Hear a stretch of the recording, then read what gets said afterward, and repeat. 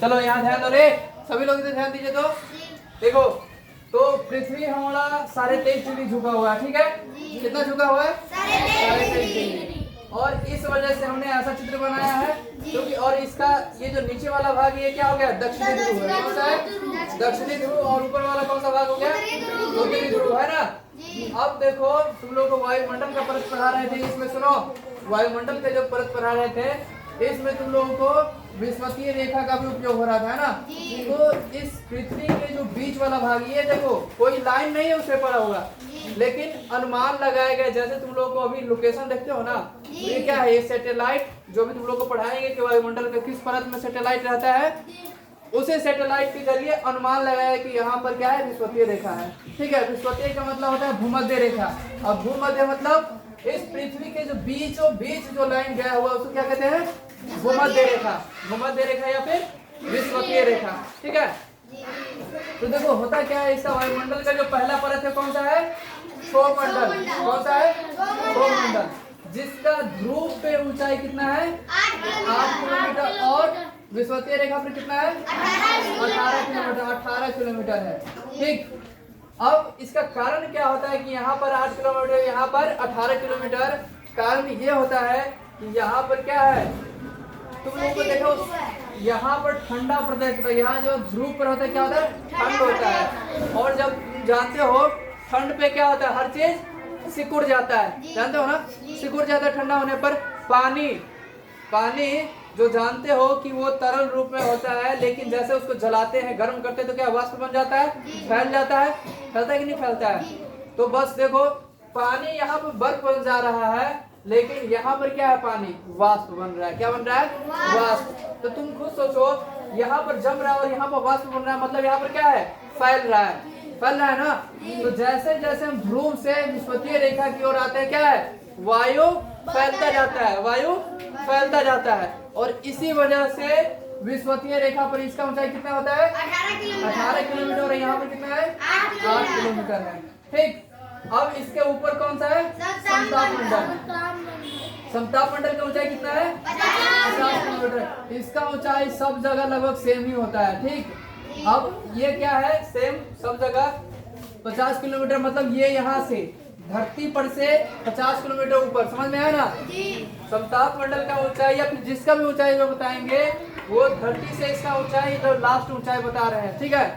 अब हम थोड़ा क्षोभ मंडल में भी बता दे रहे हैं, क्षोभ मंडल में होता क्या क्या है, क्या क्या घटना क्षोभ मंडल में घटता है। सो देखो, क्षोभ मंडल में क्या क्या घटना घटता है, सो हम लोगों को देखना है। तो ये जो है क्षोभ मंडल, इसी में तुमको मौसमी घटना घटता है। क्या कौन सा? मौसमी घटना मतलब जैसे वर्षा, बादल, हाँ, आंधी, तूफान, गर्मी, वर्षा, ये सब क्या है? किस मंडल में? वायुमंडल किस मंडल में होता है? क्षोभ मंडल में। क्यों? क्योंकि ये धरती के सबसे करीब वाला मंडल है। और सारा घटना सबसे धरती के करीब होता है कि ऊपर होता है? अरे धरती के सबसे नजदीक में ही होता है कि नहीं होता है? तो जब भी तुमसे पूछा जाए कि वर्षा, बादल या आंधी, तूफान या फिर कोई भी मौसमी घटना कह दे, तो किस मंडल में होता है? क्षोभ मंडल। वायुमंडल के क्षोभ मंडल में होता है, जिसका औसत ऊंचाई माना गया है 14 किलोमीटर। कितना माना गया है? 14 किलोमीटर, या कहीं कहीं 13 किलोमीटर भी दिया गया होता है। तुम्हारे बुक में 13 किलोमीटर दिया गया है।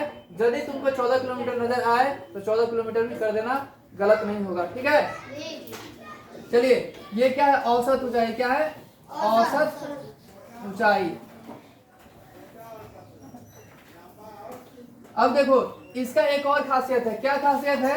कि इस मंडल में, वायुमंडल के इस मंडल में, जैसे जैसे हम ऊपर की तरफ जाते हैं, जैसे जैसे हम ऊपर की तरफ जाते हैं, तापमान क्या होता है? इसका तापमान घटते जाता है। तापमान इसका क्या होता है? घटते जाता है, ठीक है। तापमान इसका, जैसे वायुमंडल में ये देखो ऊंचाई बढ़ रहा है, क्या बढ़ रहा है?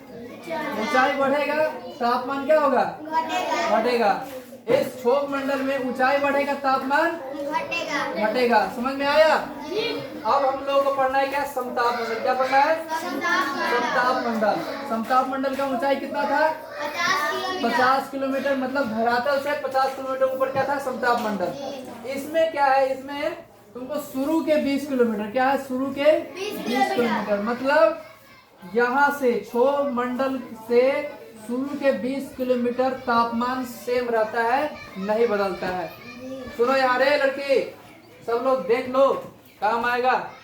तो शुरू से ये क्षोभ मंडल का जो सीमा है, यहाँ से 20 किलोमीटर तक का इसका तापमान लगभग 20 किलोमीटर सब जगह क्या होता है, सेम रहता है, नहीं बदलता है। ठीक, अब कुछ सोचो, ये कितना है 18 किलोमीटर, ये कितना है 20 किलोमीटर, 18-20 कितना हो गया 38 किलोमीटर हुआ ना। तो लगभग 38 से लेकर यहाँ हो गया, ये इसके ऊपर यहाँ तक होता है, क्या होता है ओजोन होता है, क्या होता है ओजोन। समझ में आया, मतलब इसका ऊंचाई कितना हो गया 38 से लेकर 50 किलोमीटर तक, हुआ कि नहीं हुआ। मतलब 38 से लेके 50 किलोमीटर के आसपास क्या होता है ओजोन परत होता है। अब यहाँ पर इसमें तापमान क्या है, जैसे जैसे ऊपर की तरफ जाएंगे तापमान बढ़ेगा। अब इस 20 किलोमीटर की ऊंचाई से, इस ऊंचाई से जैसे जैसे जाएंगे तापमान क्या होगा, तापमान बढ़ते जाएगा। समझ गए। यहाँ क्षोभ मंडल में ऊंचाई पर जाते जाते तापमान क्या हो रहा था, बढ़ते जा रहा था। लेकिन जैसे हम समताप मंडल में गए तो समताप मंडल में शुरू के 20 किलोमीटर तापमान बराबर था, कोई दिक्कत नहीं था, एक जैसा था सब जगह। लेकिन इस 20 किलोमीटर से ऊपर जैसे जाते हैं तो तापमान क्या होता है, बढ़ते जाता है। इसका कारण क्या है, इसका कारण ये है कि सूर्य से जो पराबैंगनी किरण आता है उसको क्या करता है, ये ओजोन छानता है। समझ गया, उसको ऑब्जर्व कर लेता है, सोख लेता है। तुम खुद सोचो, जो गर्मी को सोखेगा वो खुद गर्म होगा कि नहीं होगा, होगा ना। बस यही कारण है कि ओजोन इस 20 किलोमीटर से ऊपर जैसे जाते हैं हम, ओजोन के कारण क्या है कि इसका तापमान भी ऊंचाई के साथ साथ बढ़ते जाता है ना। चलिए अब इससे अगला क्या है, मध्य मंडल। मध्य मंडल कौन सा है, मध्य मंडल। इसका ऊंचाई कितना है, 80 किलोमीटर। इसका ऊंचाई है 80 किलोमीटर। कहाँ से, धरती से, धरती से 50 किलोमीटर इस मध्य मंडल का ऊंचाई है। लेकिन यदि तुमसे पूछ दिया जाएगा कि समताप मंडल से इसका ऊंचाई कितना होगा, 30 किलोमीटर होगा, होगा ना। क्यों, क्योंकि 50 किलोमीटर तो समताप मंडल का है और उसके ऊपर टोटल 80 किलोमीटर तो 30 किलोमीटर होगा ना। तो मध्य मंडल का ऊंचाई कितना हो गया, 30 किलोमीटर।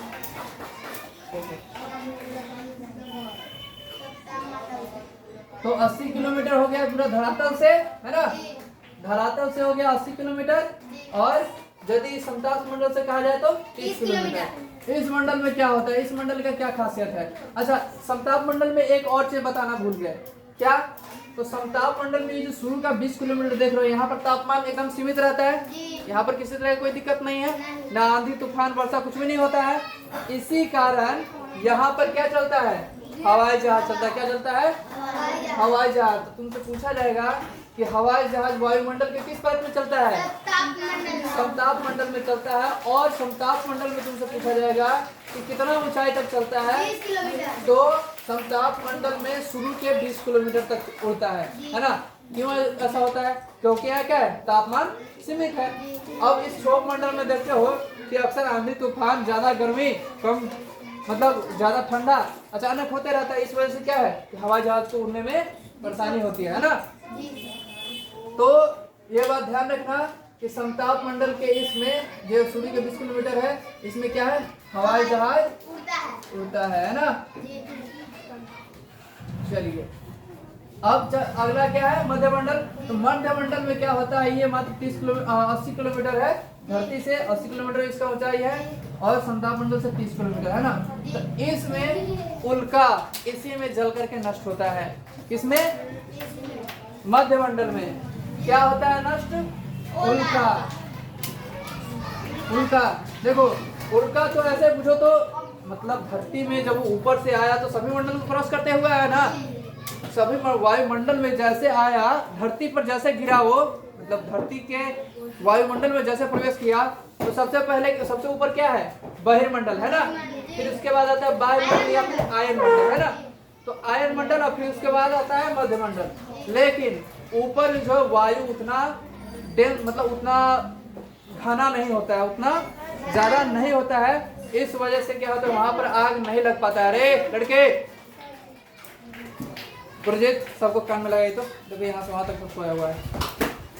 एक दो तीन लड़के हैं, लगाओ उसके कान में। तुम्हारे बगल में देखो, मारा उसके कान के नीचे। क्या रे, चलो यहाँ ध्यान दो। तो देखो होता क्या है, सुनो तो हाँ, ऊपर से तो वायु आता रहता है, मतलब कोई भी एस्ट्रॉयड का मतलब एस्ट्रॉयड मतलब उल्का। अब उल्का इसलिए कहा जाता है, देखो होता है क्या है कि तुम लोग कभी देखे होगे मूवी में भी या फिर किसी चित्र में भी देखे होगे, सुनो, या फिर यूट्यूब पर शॉर्ट वीडियो में देखा होगा तुम लोग कि छोटा छोटा टुकड़ा वायुमंडल में मतलब ब्रह्मांड में घूमता रहता है ना, पृथ्वी के चारों तरफ। एक और चीज तुम लोग पढ़े होगे, तुम लोग को बताए हुए रे लड़के, एक और चीज तुम लोग को पढ़ाए हुए, क्या, मंगल ग्रह और बृहस्पति ग्रह के बीच क्या होता है, क्षुद्र ग्रह बताया ना, उसी को कहा जाता है एस्ट्रॉयड। क्या कहा जाता है, एस्ट्रॉयड या क्षुद्र ग्रह। वो उनका पथ निश्चित नहीं होता है, उनका पथ निश्चित नहीं होता है कि वो इसी रास्ते से हमेशा गुजरेगा, वो कभी भी किसी के प्रभाव में आके उसके तरफ जा सकता है। तो यही होता है, कभी कभी क्या होता है कि पृथ्वी के गुरुत्वाकर्षण में आ करके उसमें का जो एस्ट्रॉयड मतलब जो छोटे छोटे टुकड़े होते हैं वो क्या है, पृथ्वी की तरफ आ जाता है। अब पृथ्वी की तरफ जब आता है तो वायुमंडल में जैसे प्रवेश करता है तो सबसे ऊपर तुम लोगों को पढ़ाए हुए हैं कि हल्का गैस होता है, पढ़ाए हैं। मध्यमंडल के जस्ट ऊपर वाला क्या है, आयन मंडल, उसमें तुम लोगों को, और उससे ऊपर क्या है, बहिर्मंडल, जिसमें तुम लोगों को पढ़ाए हैं कि हाइड्रोजन या हीलियम क्या है, गैस होता है, बताए थे, कल भी बताए थे।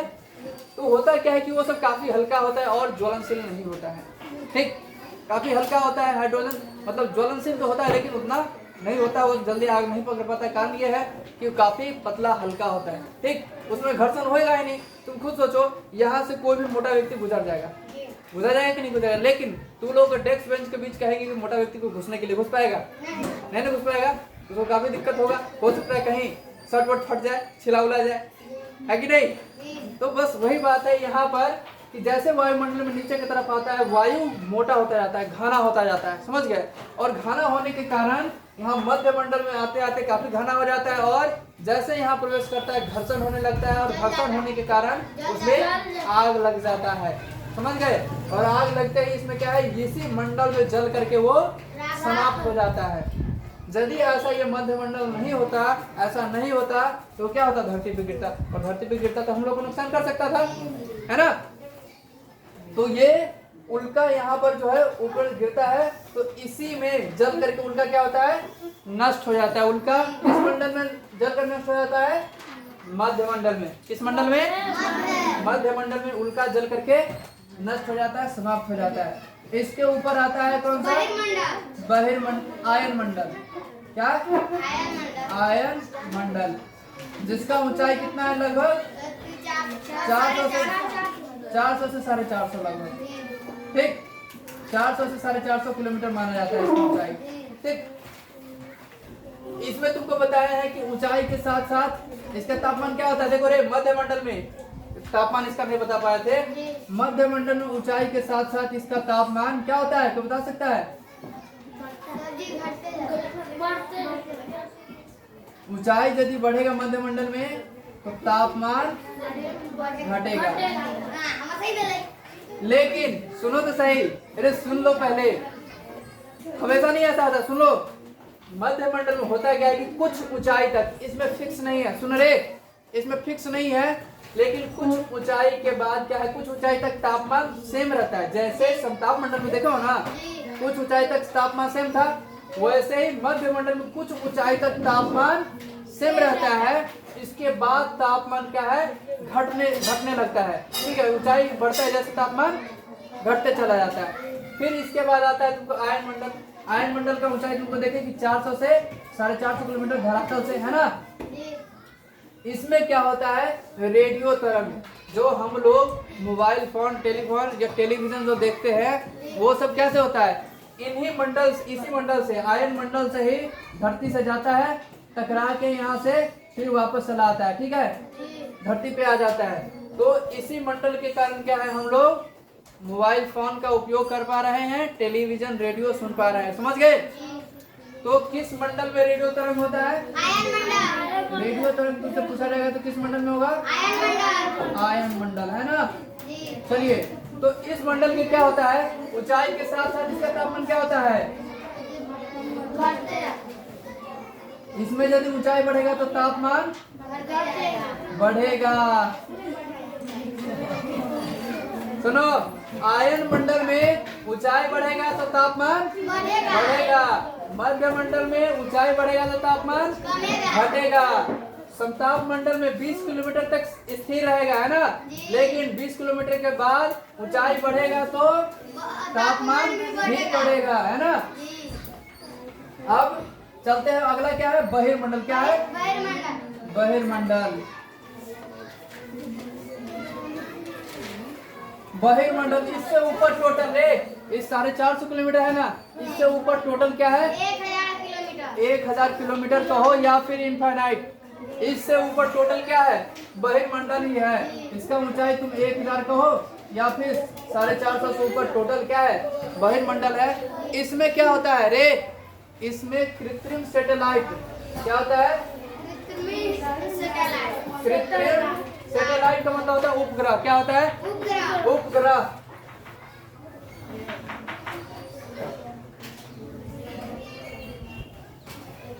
कृत्रिम उपग्रह, देखो कारण यही इसी में जो है कृत्रिम उपग्रह, इसी के वजह से तुम हम लोगों का जो तो बात करते हो वो क्या है?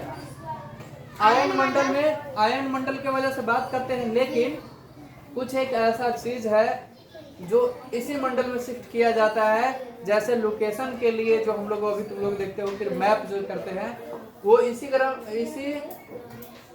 मंडल में उपग्रह के माध्यम से किया जाता है, लोकेशन ट्रैक किया जाता है, या फिर हम लोग जो अक्षांश देशांतर रेखा या फिर ये सब जो है इसी उपग्रह के द्वारा बनाया जाता है। समझ गए? वही बताता है कि आप कहाँ हैं, नहीं है, या फिर खेत का जो नक्शा देखते हो जो दिखाता है, या फिर घर द्वार कुछ भी दिखाता है, तो इसी मंडल में उपग्रह जो रहता है वही दिखाता है। इसके बाद वर्तमान में बहुत कुछ सर्वेलेंस के लिए, जांच के लिए बहुत सारा उपग्रह इसी में डाला जाता है।